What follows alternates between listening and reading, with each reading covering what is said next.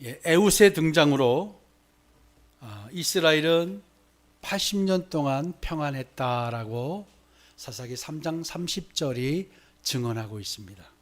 그리고요, 이제 이스라엘이 가나안 땅에 정착하고 난 이후에 최대의 위기가 그들에게 찾아옵니다. 이제 하솔 왕 야빈이라는 자가 그의 군대를 이끌고 이스라엘을 위협했고 그들을 심히 학대했다고 성경은 이야기합니다. 이 야빈이라는 자가 북쪽 평지에 위치한 하솔의 본부를 두고 이스라엘 백성들을 심하게 힘들게 합니다. 야빈은 철병거가 900대라고 했고요. 또 시스라라고 하는 강력한 군대 장관을 거느리고 있었다고 했습니다. 이제 야빈과 시스라가 이스라엘 백성을 탄압하는 것에 그치지 않고 이제 그가 정말로 이들을 이스라엘 세상에서 멸절시키려고까지 계획을 세웁니다. 우리 본문 4장 1절을 한번 다시 보십시다. 1절 한번 읽습니다. 시작. 에웃이 죽으니 이스라엘 자손이 또 여호와의 목전에서 악을 행하매. 이스라엘이 또 악을 행했다고 밝히고 있죠. 이스라엘이 악을 행했다.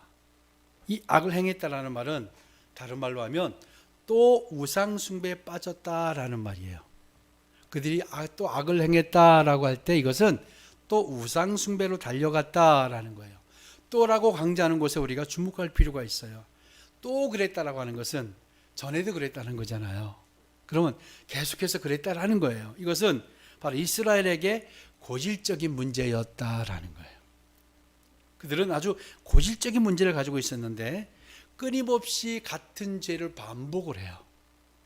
이스라엘의 문제는 같은 죄를 계속해서 끊임없이 반복을 해요. 다름 아닌 우상을 섬기는 거예요. 그렇다면 왜 이스라엘이 기회만 되면, 틈만 나면 이렇게 우상으로 달려갔을까요?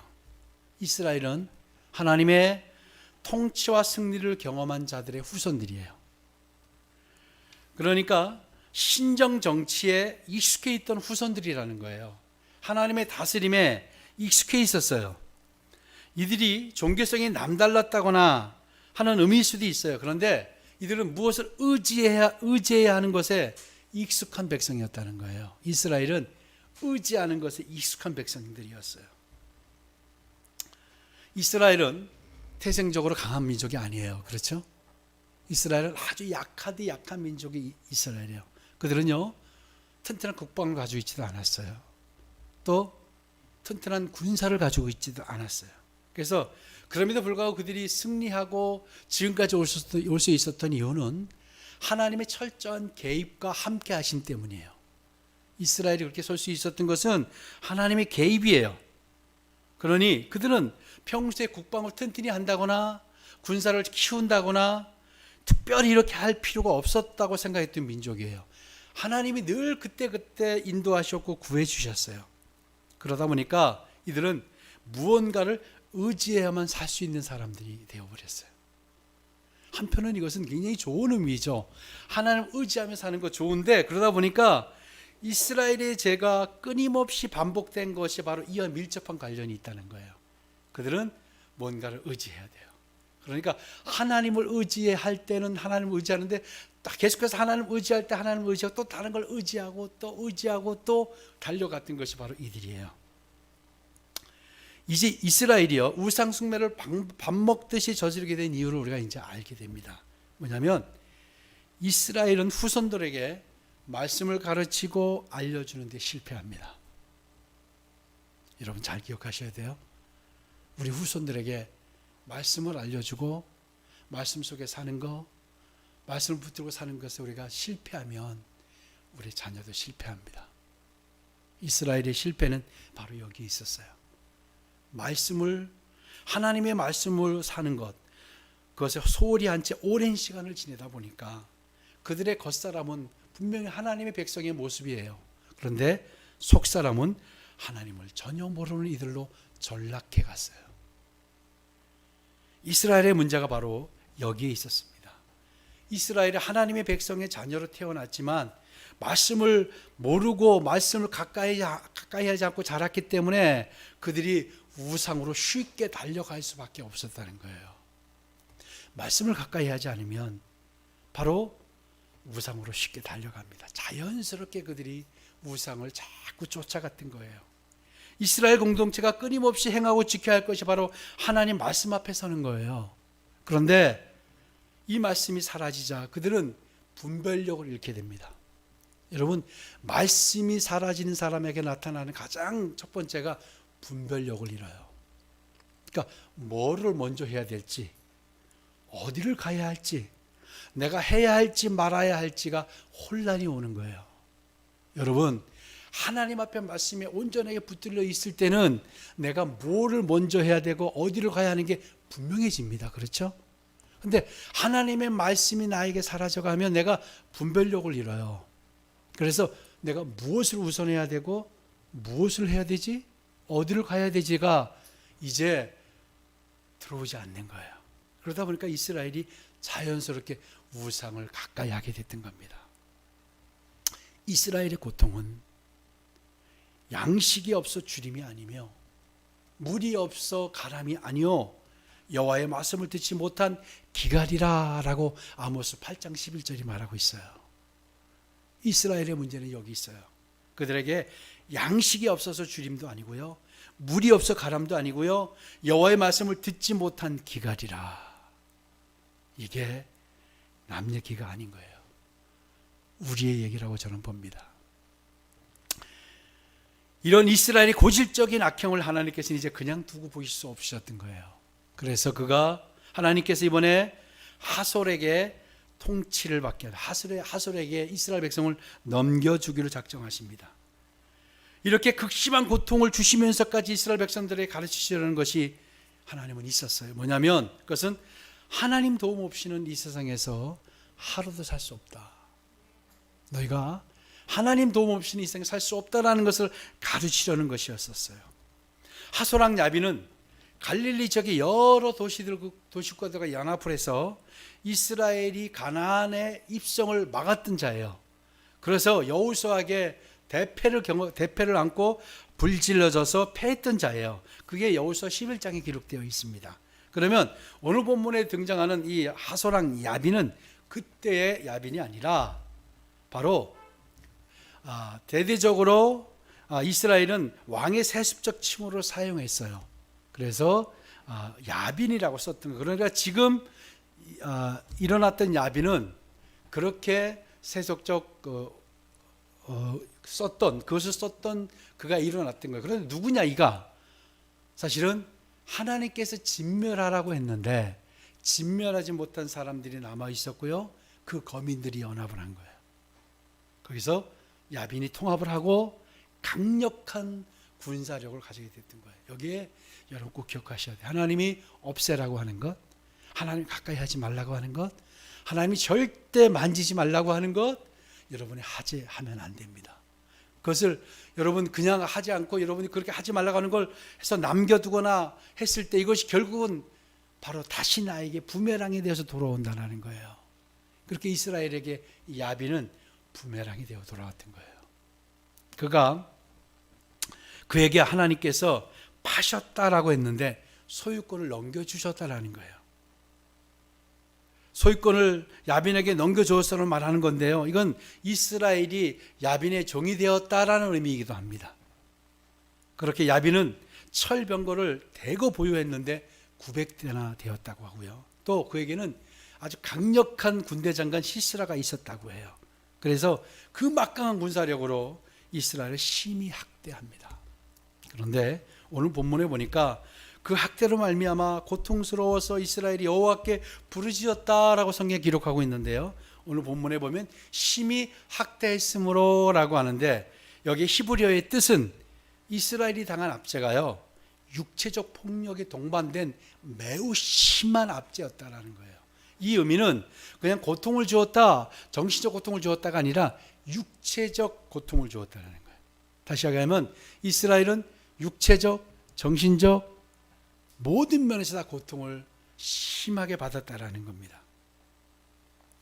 성경이 이렇게까지 심히 학대했으므로 라고 하면서 구체적으로 그들의 상태를 표현하고 있는 것은 중요한 의미가 담겨있기 때문입니다. 뭐냐면 우상을 척결해야 할 그들이 하나님을 떠나 우상으로 달려갔을 때 형벌이 얼마나 고통스러운가. 우상을 척결해야 할 그들이 하나님을 떠나 우상으로 달려갔을 때 받는 형벌이 얼마나 고통스러운가를 보여준 거예요. 여러분이 척결해야 할 것들을 척결하십시오. 부서뜨려야 할 것들을 부서뜨려야 합니다. 하나님을 떠나 우상으로 달려가면 그 형벌이 얼마나 우리에게 고통이 되는지 모릅니다. 하소랑 야빈에게 이스라엘이 20년 동안 학대를 받았다고 오늘 성경은 말하고 있는데요. 이 20년이라는 숫자는 또 다른 의미가 있어요. 뭐냐면 온니엘이 사사로 나타나기 전에 8년 동안 이들이 고통을 받았어요. 그리고 여러분이 잘 아는 지지난주에 우리 말씀을 나눈 에훗의 경우에는 18년 동안 고통을 받았어요. 근데 지금 몇 년이라고요? 20년. 자, 어때요? 점점 그들이 고통받는 날의 수가 늘어나고 있죠. 다시 얘기하면 그들의 죄가 점점 더 깊어졌다라는 거예요. 점점 더 죄가 깊어져 가서 그들이 받는 고통의 시간이 결코 줄어들지 않았다라는 거예요. 그래서 그들의 닥친 극심한 학대는요, 눈에서 눈물이 흐르기 시작했고요, 입에서는 탄식과 간구가 이제 드디어 터져나오기 시작합니다. 그래서 하나님께서 또 하나님의 긍휼은 멈출 수 없어서 그들에게 한 사람을 또 준비해서 세우게 됩니다. 그게 누구냐면 바로 오늘 라피도스의 아내 여선지자 드보라입니다. 드보라에 대해서 성경에 이렇게 많은 이야기를 하지 않아요. 그래서 드보라를 잘 알 수는 없어요. 이 사람은 바로 라피도스의 아내, 한 남자의 아내였고 그에게 성령이 임했다라는 사실, 그리고 그가 백성들을 말씀으로 깨웠다라는 사실, 말씀으로 재판을 하고 말씀으로 깨웠다라는 사실이 전부예요. 여러분, 지금도 그렇지만 고대 여성이 할 수 있는 일이 그렇게 많지 않았어요. 그걸 알고 계시죠? 여성이 리더가 된다는 게 쉽지 않은 일이에요. 그럼에도 불구하고 하나님께서 이례적으로 이 여성을 사사로 세우신 것은 정말 이례적이고 중요한 의미를 담고 있어요.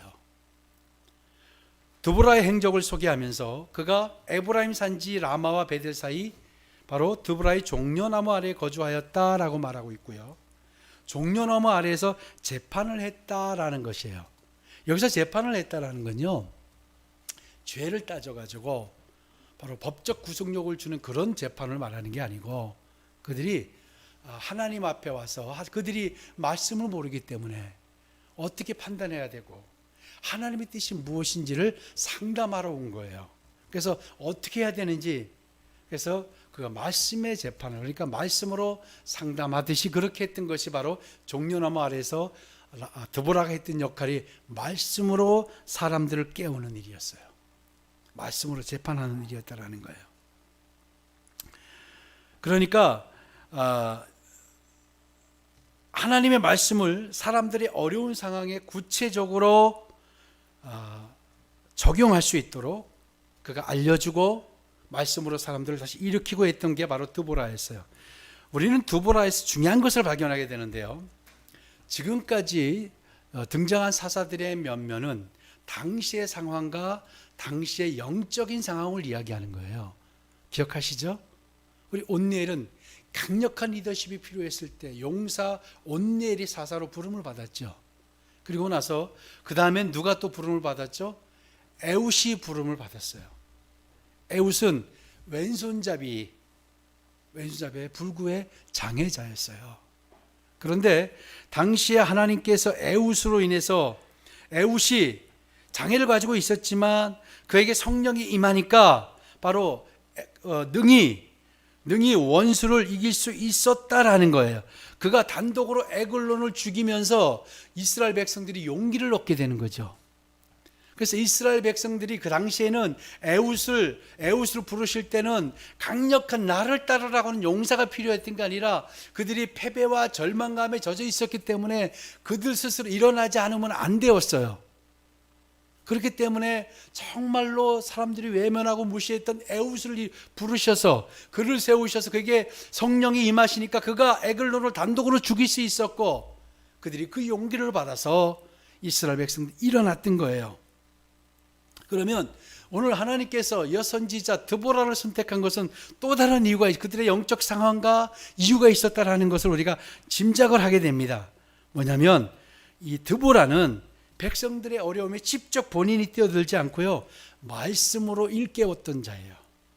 말씀으로 그들을 세우고요, 말씀으로 일깨웠던 것이 바로 드보라였어요. 그러니까 드보라는 종려나무 아래서 말씀으로 사람들을 깨웠다는 얘기를 굳이 한 이야기가 바로 그 이야기, 그 의미인 거예요. 종려나무 아래서 재판을 행했다는 거예요.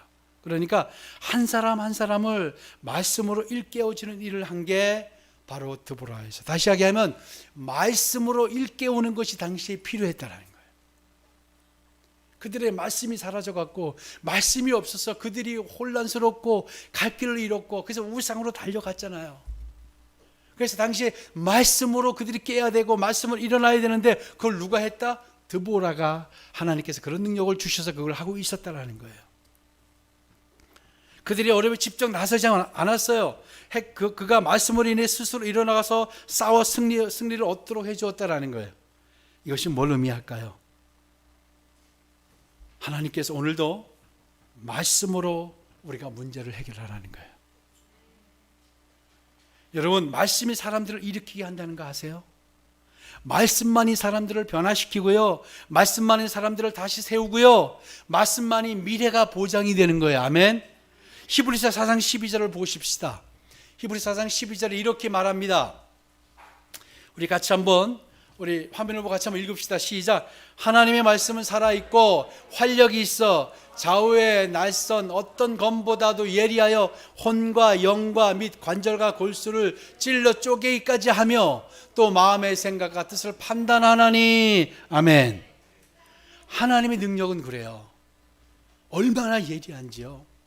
혼과 영과 관절과 골수를 찔러 쪼개기까지 하고요, 또 마음의 생각과 뜻을 판단한다라고 했어요. 이스라엘의 가장 큰 문제가 뭐라고 그랬어요? 말씀이 사라졌다라는 거였어요. 말씀이 없는 것. 말씀은 그들을 살리고 마음의 뜻을 판단하게 합니다. 여러분, 드보라를 선택하신 것은 그를 통해 말씀으로 그들을 일으키라는 거예요. 말씀으로 다시 새롭게 하라는 거예요. 이스라엘의 문제를 드보라를 통해 보기를 원하셨던 거예요. 드보라의 능력을 통해서 지금 그들의 현주소를, 그들의 상태를 보기를 원하셨던 거예요. 드보라에게 돈이 있는 거 아니었어요. 다른 사사들 같이 힘이 있는 장사도 아니었어요. 오로지 그는 말씀으로 이스라엘 백성들의 잠자는 영을 깨움으로써 하나님의 약속이 무엇이고 그들이 거기서 얼마나 멀어졌는지, 그리고 그 원인이 무엇인지를 깨우칠 수 있었던 겁니다. 여러분, 사람이 길을 잃지 않으려면 뭐가 있어야 되죠? 빛이 있어야 됩니다. 사람들이 길을 잃고 혼란스러워하고 헤매는 것은 빛이 없기 때문이에요. 그 사실을 성경이 우리에게 정확히 이야기합니다. 시편 119편 105절을 보시면요, 우리 같이 한번 읽읍시다. 시작. 주의 말씀은 내 발의 등이요 내 길의 빛이니이다. 아멘. 우리의 삶이 공고하고 우리 삶의 문제가 온전히 아직도 가시지 않고 고통이 여전히 우리와 함께하고 있는 것은 바로 우리가 온전한 빛으로 달려가지 못하기 때문이에요. 우리가 주의 말씀이 뭐라고요? 내 발의 등이요 내 길의 빛이니이다. 여러분, 주의 말씀이 임재하고 있다는 사실은 하나님이 함께하고 있다는 사실이에요. 이스라엘이 잘못된 선택과 어긋난 길을 간 것은 말씀의 부재라고 했어요. 하나님께서는 이스라엘이 야빈 같은 자들에게 약탈이나 당하고 고통을 느끼라고 애굽에서 그들을 구원한 게 아니에요. 그렇죠? 그들을 구원하신 것은 하나님의 말씀대로 따르고 하나님의 말씀을 듣고 하나님의 말씀으로 살아가니까 어떻게 삶이 달라지더라, 어떻게 풍성한 삶이 열매가 되더라는 걸 보여주기 위한 거였어요. 그런데 그들에게 고통이나 받게 해서 이러려고 하나님이 구원하신 게 아니라는 거예요. 그들은요, 스스로 가슴을 치기를 바라셨어요. 목숨만 부지하고 사는 것에 만족해서도 안 되었습니다. 정말 그들에게는 존귀한 삶과 풍성한 삶이 약속되어 있었습니다. 하지만 여러분, 그들은 다 있었어요. 그들 실제로 앞에 선배들이, 그리고 앞에 부모 세들이 다 경험했던 거. 그런데 그들이 말씀을 외면함으로 다 잃게 되었다라는 거예요. 여러분, 말씀을 외면하면 잃게 됩니다. 여러분 꼭 기억하셔야 됩니다. 말씀을 외면하지 마세요. 말씀을 외면하면 다 잃게 돼요. 그래서 우리가 헤매는 거예요. 우리에게 평안이 없는 것은 말씀이 우리에게 살아있지 않아서요. 말씀은 살아있고 활력이 있어. 옛날 성경에서 운동력이 있다고 그랬어요. 그래서 어떤 예리한 검보, 어떤 검보다 예리하여 홍과 영과 및 관절과 골수를 찔려 쪼개기까지 한다고 그랬어요. 그 말씀이 사실 우리를 살리는 거예요. 그리스도인들은 다른 게 없습니다. 말씀을 붙드는 거고 말씀 앞에 서는 거예요. 그게 단 유일한 방법인 거 아세요? 다른 게 아니고 말씀을 붙들고 사는 거예요. 여러분, 이제 말씀을 붙들고 사는 여러분 되시기를 축복합니다. 그래서 하나님께서 드보라를 통해서 말씀으로 그들을 깨우길 원하셨던 거예요. 드보라를 통해 또 한 가지를 얻을 수 있는데, 드보라는 비록 주부였어요. 주부인 분들 여러분, 자신감을 갖추시길 바랍니다. 주부였던 드보라가 사람을 세우고 깨웠어요. 다른 사람을 세우고요, 가정을 세우고 이스라엘을 세우고 깨웠다라는 거예요. 여러분, 자신감을 가지세요. 비록 내가 직분이 없다고 다른 사람을 못 세우는 거 아닙니다. 아멘. 여러분도 드보라와 같이 사람을 세우고 살 수 있다고 확신합니다. 드보라가 야빈과의 전쟁에 본인 직접 나서지 않고 누구를 불러요? 바락을 부르죠. 바락을 불러서 하나님의 말씀을 전해요. 납달리와 스불론 사람 10,000명을 모아 다볼산으로 가서 야빈의 군대와 싸우라. 그러면서 뭐라고 했냐면, 하나님께서 야빈의 군대 장관 시스라와 그의 병거들과 그의 무리를 내 손에 넘겨주었다라고 얘기했어요. 그게 바로 본문 6절 7절입니다. 여러분, 하나님께서 친히 야빈과 그의 무리를 이끌어내어 바락의 손에 넘겨주실 것이라는 것, 이야기를 누가 듣냐면 바락이 들었어요. 다시 하면 하나님께서 다시 넘겨준다는 것은 이제 다시 주신다는 거예요. 그렇죠? 다시 존귀함과 풍성함을 되돌리시겠다는 거였고요, 빼앗긴 것들을 다시 주시겠다는 거였고요, 이제 무엇이 기쁨을 빼앗고 아사간 다시 찾으라는 의미이기도 했어요. 하지만 바락은, 여러분 잘 들으세요, 바락이 하나님 앞에 이제 이스라엘 군대를 이끄는 사람으로 세움을 받았어요. 그렇죠? 바락이 세움을 받았다는 이유는 그래도 그가 자격이 있다라는 거잖아요. 하나님이 보실 때, 또한 그가 하나님이 함께 하시면 하나님이 승리하게 하시게 한다는 걸 믿고 있었던 사람이 바락이에요. 잘 들으셔요. 바락이 믿음이 있었던 사람이에요. 그래서 바로 드보라가 바락에게 그 이야기를 했고, 바락이 그 이야기를 들었는데요, 바락이 여러분 정말 기회를 놓치게 됩니다. 영광이 되는 기회를 놓치게 돼요. 뭐냐면, 분명히 하나님께서 내 손에 넘겨주리라 라고 얘기하셨어요. 드보라를 통해서 얘기하셨어요. 그런데 그 얘기를 듣고요, 드보라 당신이 함께 가지 않으면 자기는 안 가겠다는 거예요. 근데 여러분, 이 바락이 정말 믿음이 하나도 없는 사람이고 정말 형편없는 사람이 아니에요. 하나님이 그를 세웠다는 믿음이 있는, 여러분 믿음이 있으세요, 없으세요? 여러분 스스로 믿음이 있다고 생각하세요, 없다고 생각하세요? 믿음이 있죠. 그런데 바락도 믿음이 있었어요. 바락이 믿음이 있어서 선택을 받았고, 그 선택하신 그에게 하나님 또 믿음을 주셨어요. 그리고 약속도 하셨어요. 신이 들려주셨어요. 그런데 바락이 본인이 드보라가 동행하지 않으면 못 가겠다는 거예요. 왜? 철병거 900대로 보고요, 그가 두려움이 없었어요. 그래서 사람을 의지하기 시작합니다. 저의 모습이고 여러분의 모습이 아닌가 생각을 해요. 사람의 생각과 사람을 의지하는 것을 끌어들이는 거예요. 또 믿음이 없는 사람이 아니었다고 말씀드렸어요.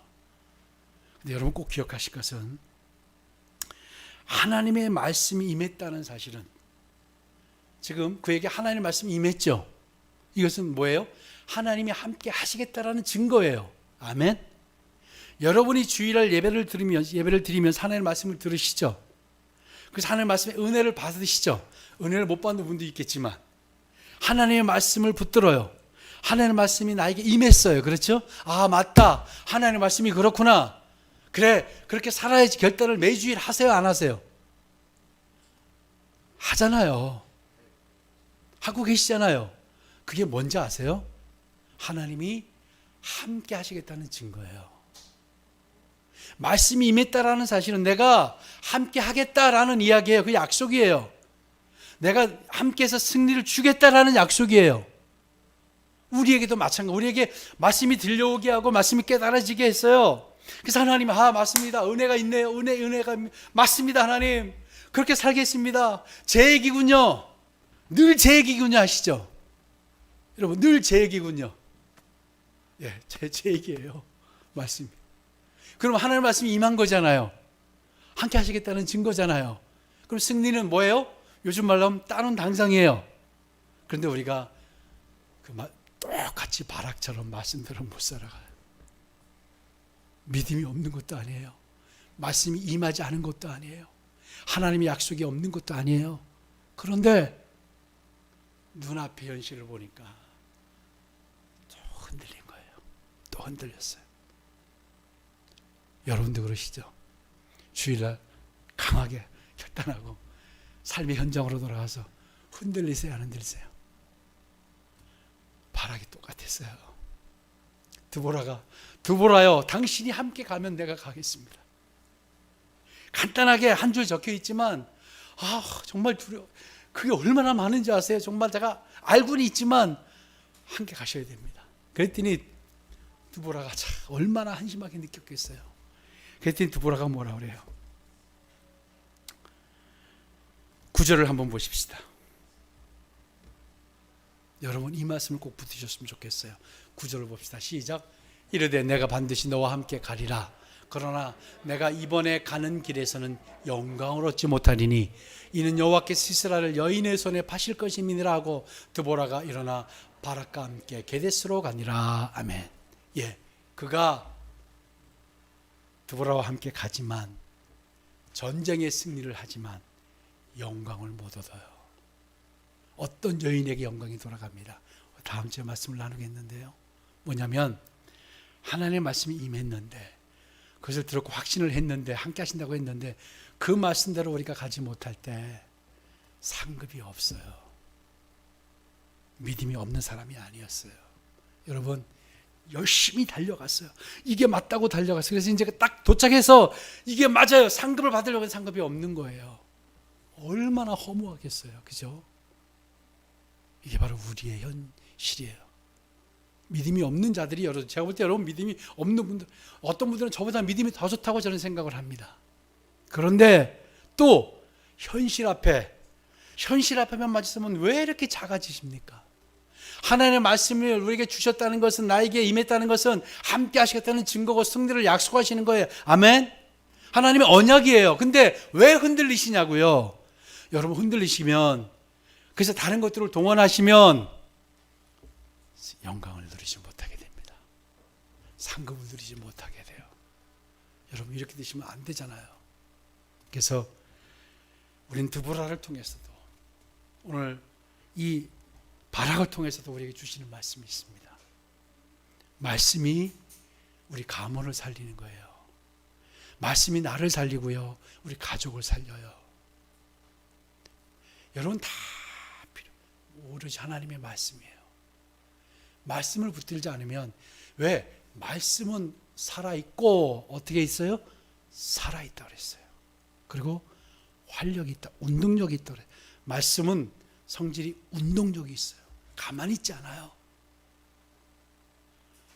좌우에 나선 어떤 것보다 예리했어.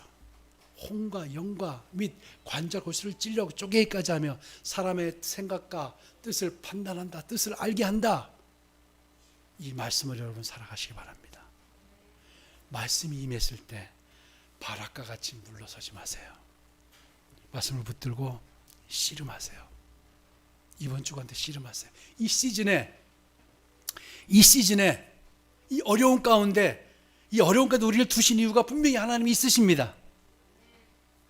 여러분, 이 시즌에 여러분의 영이 깨어나기를 축복합니다. 말씀이 다시 살아나기를 축복합니다.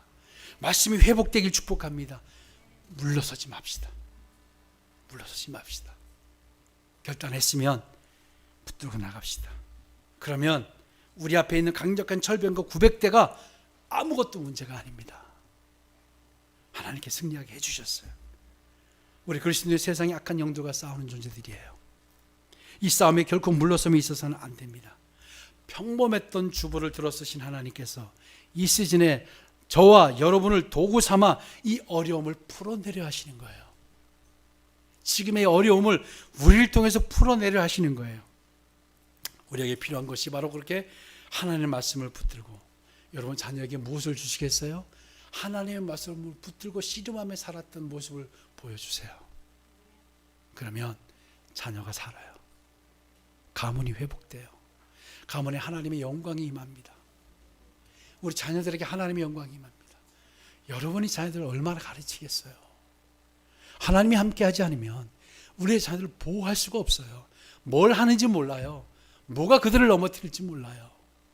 하나님께 맡기세요. 말씀으로. 우리 이번 주간 여러분 말씀으로 서시길 바랍니다. 하나님의 말씀이 사라지면 우리도 똑같이 우상을 향해서 달려가는 거예요. 다른 걸 향해서 달려가요. 세상의 풍속을 향해 달려가요. 그래서 우리에게도 동일하게 고질적인 문제로 남아있는 거예요. 우리에게 말씀이 없음을 회개하시고, 이제 여러분에게 은혜가 있고 말씀이 들려왔다면 하나님이 함께 하신다는 증거예요. 하나님이 함께 하시겠다, 승리를 주겠다라는 증거를 붙들고 이번 주간도 승리하시길 바랍니다. 절대 여러분 물러서지 마시고 약해지지 마세요. 승리합시다. 말씀이 우리를 이기게 합니다. 아멘. 기도하겠습니다.